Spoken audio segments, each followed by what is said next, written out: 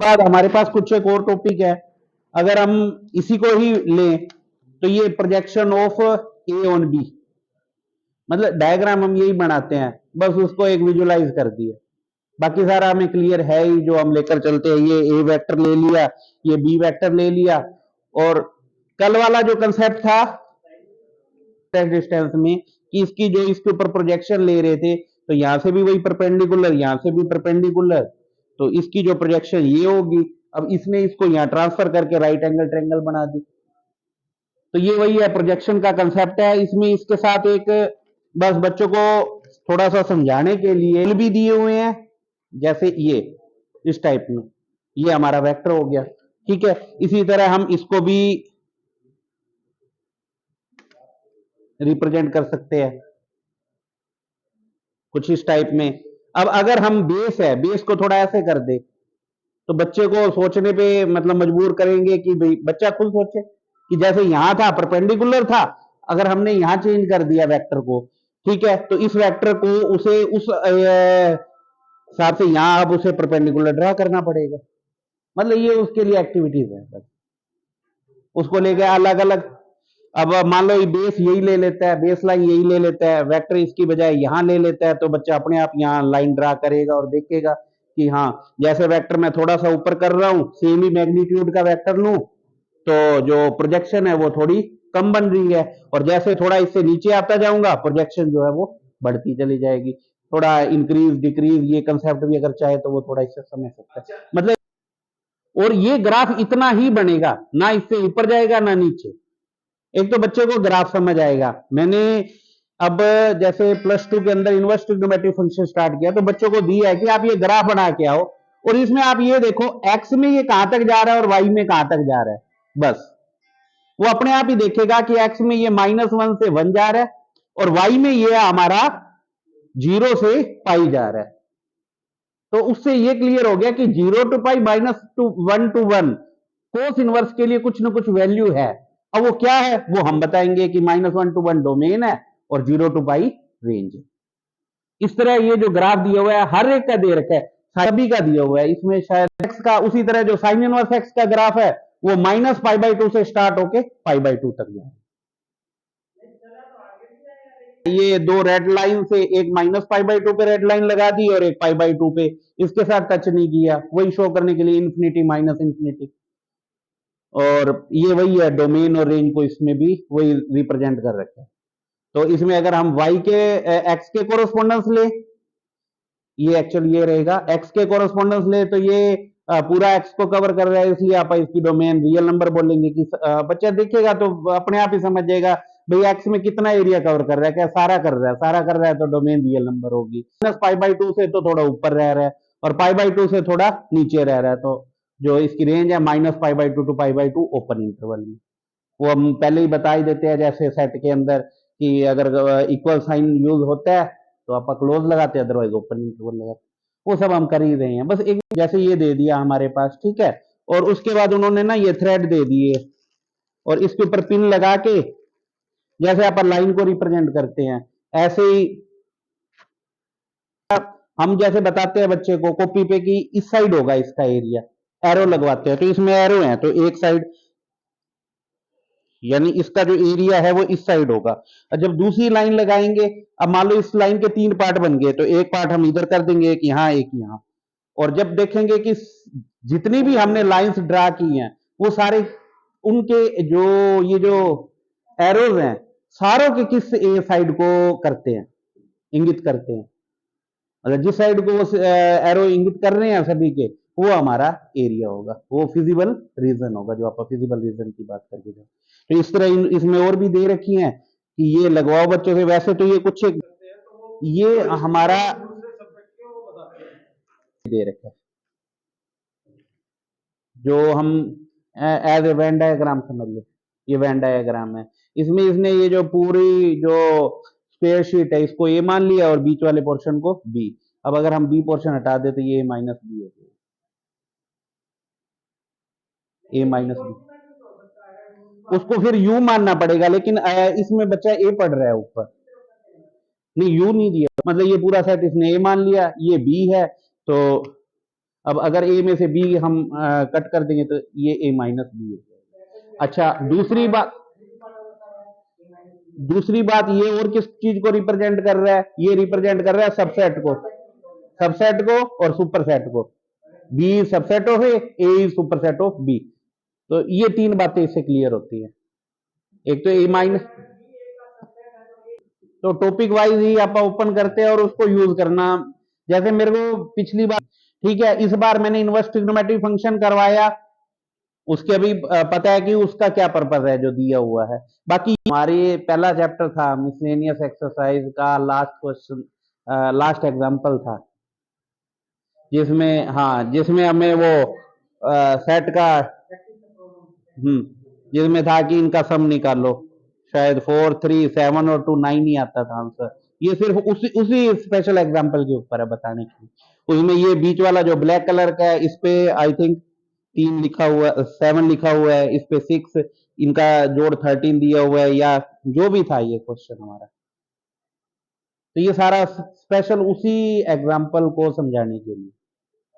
और बाकी इसमें हम वो जो हमारा जो फार्मूला होता था number of A union B union C वाला, वो भी, और प्रोबेबिलिटी का कंसेप्ट भी आप इससे बता सकते हैं, जो फॉर्मूला है। तो ये उसी चीज को रिप्रेजेंट करते हुए, इसमें ये बीच की इंटरसेक्शन होगी, ये वाला पोर्शन इन दो की इंटरसेक्शन, ये पोर्शन इन दो की, और ये पूरा ब्लैक और व्हाइट इनकी इंटरसेक्शन। तो वो सारा इन्होंने अलग अलग करके, यानी वहां बच्चे कंफ्यूजन रहता था, तो वहां पर यू बताते थे 7 और 5 12, तो समझ नहीं पाता था। अब शायद इजीली समझ पाएगा कि 7 हिस्सा यहाँ आ गया तो इधर 5 हिस्सा रहेगा।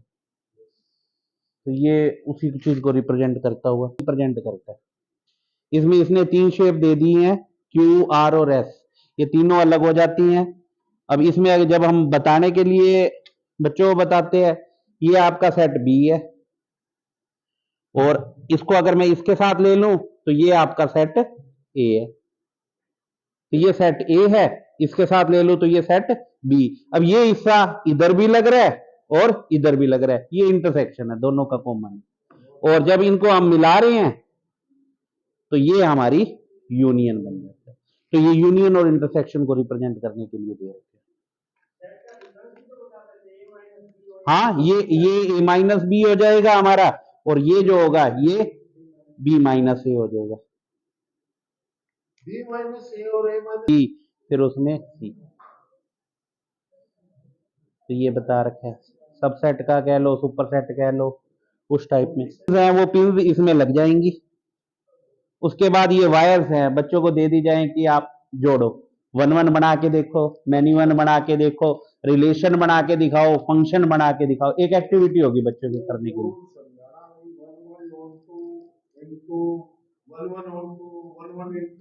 ये सेट शेप में दे दिए।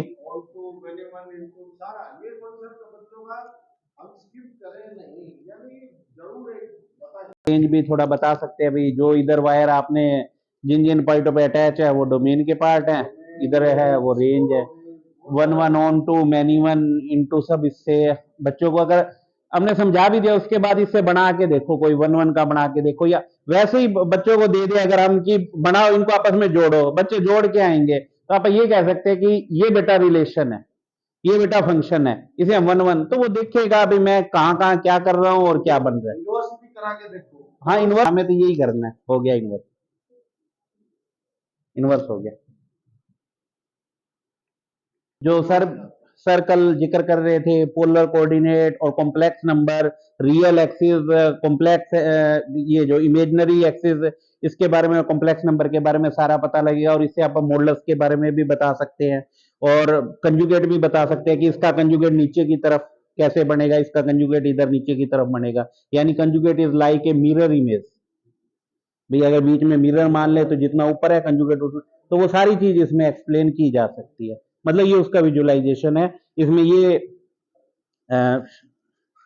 स्टिक कह लो, तार कह लो, वायर कह लो, जो भी है दी हुई है, ये ओरिजिन पे यहाँ होल दे रखा है, यहाँ लग जाएगी और ऐसे रोटेट हो सकती है। तो आप मान लो यहाँ ले जाके पूछ सकते हैं कि इसका रियल पार्ट कितना होगा, इमेजिनरी पार्ट कितना होगा, कॉम्प्लेक्स नंबर कितना होगा, और जितना यहाँ है अब उसका कंजुगेट, वो बच्चा फिर उसको थोड़ा हम बताएंगे तो वो उसको नीचे भी ले जाना शुरू कर देगा कि अच्छा जितना ऊपर है उतना ही मुझे उसी लाइन में नीचे लेके जाना है, तो वो उसका कंजुगेट बन जाएगा। तो इस तरह ये कॉम्प्लेक्स नंबर को रिप्रेजेंट, इसमें मॉडुलस भी आ जाएगा, ये जो लेंथ होगी मॉडुलस है, एंगल भी यहाँ पे क्योंकि इन्होंने प्रोटेक्टर बना के दे रखा है पूरा, तो वहां से एंगल भी बच्चे को क्लियर हो जाएगा।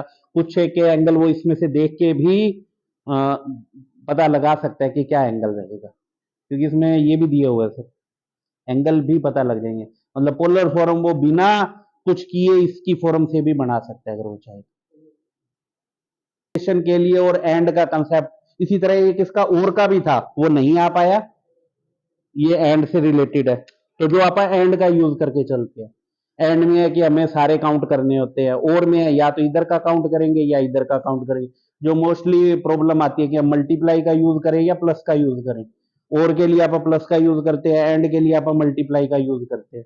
तो वो जो चीज है इस तरह हम थोड़ा सा शो कर सकते हैं, विजुलाइज कर सकते हैं। तो और वाला भी है, उसमें स्टिक की एंड की जगह और दिया हो, तो इस तरह ये बच्चा अगर देखेगा तो साइन इनवर्स एक्स और साइन के ग्राफ के बीच में जो डिफरेंस है कुछ वो शो कर रखा है।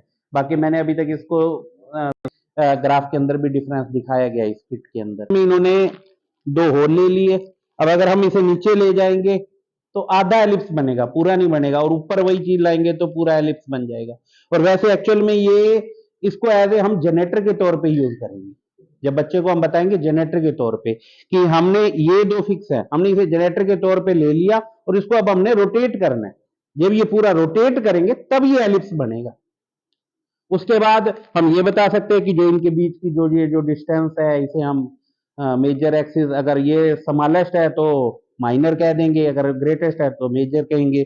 अगर इधर की ग्रेटेस्ट आ जाती है तो जो भी हम लेकर चलते हैं मेजर एक्सिस माइनर एक्सिस, वो सारी बातें हम यहाँ एक्सप्लेन कर सकते हैं एलिप्स से रिलेटेड। हमारा वैसे तो कोनिक सेक्शन आप इस टाइप में लेकर चलते हैं, कुछ इस टाइप में लेकर चलते हैं, थोड़ा मैं इस टाइप में ले रहा हूँ। तो इसमें जब हम पढ़ते हैं कि बिल्कुल हॉरिजॉन्टल अगर हम प्लेन से कट करते हैं तो सर्कल बनता है, ये सर्कल हो गया उस केस में, ठीक है ठीक। और थोड़ा सा अगर हम स्लांट मतलब थोड़ा एंगल लेकर 90 से कम एंगल लेकर जब कट करते हैं तो उस केस में ये एलिप्स की शेप बन जाता है, ठीक। और जब हम 90 पे कट करते हैं उसको करेंगे तो अगर हम इसको देखेंगे तो ये पैराबोलिक शेप में बनेगा, और जब दोनों इससे कट होंगे तो ये भी पैराबोलिक और ये भी पैराबोलिक, तो हाइपरबोला बन जाएगा। तो ये कोनिक सेक्शन की जो शेप है उसको हो गया। ये भी हम सर्कल के तौर पे थोड़ा बड़ा दिखाना चाहे तो ये भी दिखा सकते हैं कि ये है हमारे पास शीट, इसमें ई की एक्स और लॉग एक्स इन दोनों का ग्राफ दिया हुआ है, और इसमें ना y equal x line represent की गई है, और उसको ये दिखाया गया कि ई की एक्स और log एक्स एक दूसरे की मिरर इमेज है। लेकिन मिरर इमेज में मिरर हमें जो मतलब एक्सिस मानना पड़ेगा वो y इक्वल एक्स को मानना पड़ेगा। अगर हम y इक्वल एक्स को एक्सिस मानकर चलते हैं तो ई की एक्स की जो मिरर इमेज है वो log एक्स आ जाएगी और log एक्स की ई की एक्स हो जाएगी। तो ये चीज रिप्रेजेंट कर रखी है इसमें। ये बच्चों को वो चीज जरूर दिखाएंगे, थोड़ा कंफ्यूजन रहता है। ये है इंक्रीजिंग और डिक्रीजिंग से रिलेटेड और मैक्सिमा एंड मिनिमा से रिलेटेड है। ये इसमें क्या है, इन्होंने ग्राफ दे दिया और ग्राफ के साथ दो स्टिक और दे रखी है, ये टेंजेंट को रिप्रेजेंट करने के लिए। मतलब अगर मैं इस स्टिक को यहां लगा दूं तो एक्स एक्सिस के पैरेलल हो जाएगा ये, यहां इस तरह अटैच करके, और थोड़ा जो टेंजेंट का कंसेप्ट है वो भी हम बता सकते हैं कि यहाँ पे जो इसका टेंजेंट होगा, जो इसका टेंजेंट बनेगा यहाँ पे, वो जो टेंजेंट है एक्स एक्सिस के पैरेलल है, मतलब स्लोप जीरो होगी। इसीलिए आप मैक्सिमा और मिनिमा पे फर्स्ट डेरिवेटिव को जीरो रख के चलते हैं, वहां से हमें ये पॉइंट मिलता है। अगर हम इसकी बात करें तो हमें ये पॉइंट मिलेगा, तो वो थोड़ा सा जो है हम इसके जरिए बता सकते हैं। बाकी इंक्रीजिंग के बरी जो ऊपर की तरफ खुद ही बताएंगे, ये ऊपर की तरफ जा रहा है, ये नीचे की तरफ जा रहा है, ये ऊपर नीचे, तो इंक्रीजिंग डिक्रीजिंग। और लोकल मैक्सिमा लोकल मिनिमा भी कंसेप्ट, और एब्सोल्यूट मैक्सिमा एब्सोल्यूट मिनिमा भी कंसेप्ट होता है। इन्फ्लेक्शन, जैसे लाइट हम फ्लक्चुएशन करते हैं ना, बस थोड़ी सी फ्लक्चुएशन, तो वैसे पॉइंट ऑफ इन्फ्लेक्शन थोड़ा सा ऊपर बढ़ रहा था, बढ़ते ही फिर एकदम से ऊपर बढ़ने लगे, यानी फ्लक्चुएशन आती है ना, पॉइंट ऑफ इन्फ्लेक्शन। वो यानी कि बढ़ के घट गया तो मैक्सिमम, और घट के बढ़ गया तो मिनिमम अनुमान लिया, घट रहा है, फिर एकदम से फिर ही घट गया, पॉइंट ऑफ इन्फ्लेक्शन। मैं तो कह देता हूँ फ्लक्चुएशन कितने है यहाँ पे, तो वो सारा इसके अंदर हम बता सकते हैं, मतलब बच्चे को दे दे, वो खुद थोड़ा सा एक अगर मतलब इस पे निगाह मारेगा तो कहीं ना कुछ माइंड में जरूर बैठेगा। और जब हम इंक्रीजिंग डिक्रीजिंग करवाएंगे शायद कंसेप्ट कुछ क्लियर भी होना लग जाए, क्योंकि विजुअलाइजेशन और जो आप कॉपी पे उसमें थोड़ा फर्क होता है। ऐसी चीजों को बच्चे इंटरेस्टिंग लेते हैं, मेरा यही मानना है। तभी लगता है कि जो डिपार्टमेंट है कि बच्चों को जो इसका टॉपिक करवाते हैं, ये वैसे तो ये भी कट गया अब। फर्स्ट एन नेचुरल नंबर का सम, क्यूब का, स्क्वायर का, तो उसमें जैसे वन है तो वन को लेगा, टू है तो फिर नेक्स्ट टू लेगा, फिर थ्री लेगा, फोर लेगा। तो उस तरह इससे वो काउंट करके भी बता सकते हैं कि क्या उससे रिलेटेड है। स्क्वायर में जैसे वन स्क्वायर ये हो गया, टू का स्क्वायर है तो एक स्क्वायर, टू का स्क्वायर बनाएगा यहाँ पे। जैसे थ्री का स्क्वायर है तो वो थ्री का एक स्क्वायर बनाएगा यहाँ पे, थ्री तक जाकर थ्री लेंथ तक, और एक स्क्वायर बनाएगा। तो उसको थोड़ा सा विजुलाइज होगा कि one cube, two cube, three cube actual में है क्या, जो हम यूज करके चल रहे हैं। तो ये उससे रिलेटेड है। एक इसमें और भी था, मैंने, थैंक यू सर। थ्री, हमने इनसे रिक्वेस्ट की है, ये लाइट में भी आते हैं और अपना पूरा योगदान देते हैं, और आप सभी से भी मेरी यही रिक्वेस्ट रहेगी के बाद भी आप में से भी हम एक पूरा ग्रुप बनाना चाहते हैं रिसोर्स पर्सन्स का। ये नहीं कि आपको इधर उधर भेजेंगे सर या कुछ ऐसा, पूछ के कि कहीं कोई बाहर घूमने जाना चाहता हो, अच्छे प्रोग्राम भी आते हैं सीखने के लिए, तो हमारे पास